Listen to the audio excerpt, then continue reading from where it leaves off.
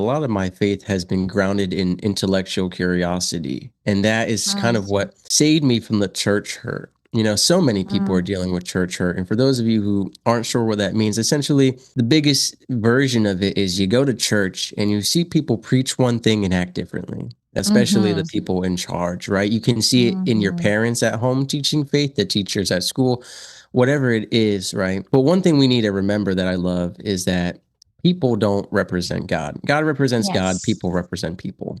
I like Mhm, to use a simple mhm. analogy. If you met the owner of a company or you met an employee, it's a different experience. You could have a terrible experience with the front desk receptionist, but that doesn't mean that the owner has the same exact personality. I think Right. it's similar with God. We're all supposed to live lives that reflect of God Mhm. positively, but that doesn't mean that our lives do reflect of God positively.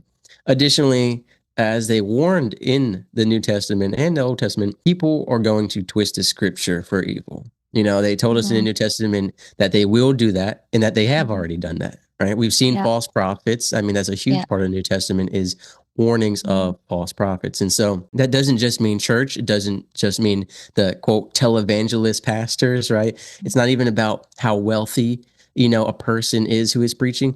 It's about the message and the fruits of their labor, their action, right? And then that goes into your own home. It could be your brother, mother, sister, father.